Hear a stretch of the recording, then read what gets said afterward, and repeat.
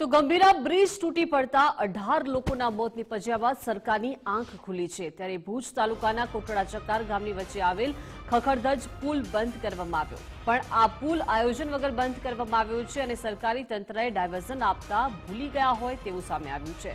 ત્યારે રાજ્યમાં જ્યારે મોટી દુર્ઘટના બને છે ત્યારે નામ પૂરતા પુલ બંધ કરવામાં આવે છે અને પુલ માટે ગ્રાન્ટ મંજૂર થાય છતાં નવો પુલ બનાવવામાં ન આવતા સ્થાનિકો પારાવાર મુશ્કેલીનો સામનો કરી રહ્યા છે।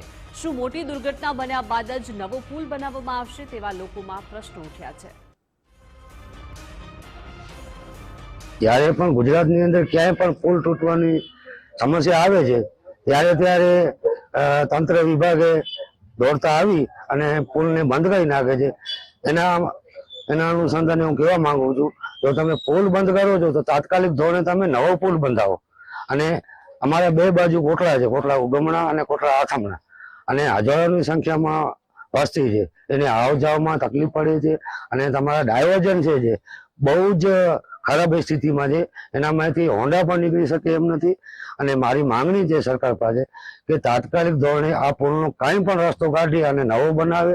આ પુલની વારંવાર બંધ થવામાં 3 વર્ષ થઈ ગયા। ઇન્ડિયામાં ગમે અહીંયા પુલ પડે એટલે આ પુલ બંધ થઈ જાય રાતોરાત। પછી જેવી રીતે કોઈ હોન્ડા જતી હોય, પણ આ ખાલી પુલ બંધ થયાથી કઈ સમસ્યા હલ થતી નથી। પુલ બન્યા પછી સમસ્યા હલ થશે, કારણ કે આ ખાલી આથમણા કોટડાને જોડતો પુલ નથી, આ પુલ છે 15 થી 20 ગામોને જોડતો પુલ। અહીંયાથી સણોસરા, કૈલાસનગર ને ભારાપુર સુધી પણ આ રસ્તો જાય છે, જેને બંધ કરવામાં આવેલો છે। કાયમી માટે જ્યારે પણ કોઈ સમસ્યા જ્યારે ગુજરાતમાં કે ક્યાં પણ પુલ પડે એટલે આ પુલ રાતોરાત બંધ થઈ જાય છે।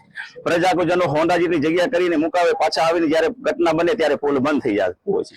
એના કારણે અમારી સમસ્યા એ છે કે આ પુલને તાત્કાલિક નવો પુલ જે મંજૂર થયેલો છે પુલને તાત્કાલિક બનાવવામાં આવે અને પ્રજાની સમસ્યા હલ કરવામાં આવે।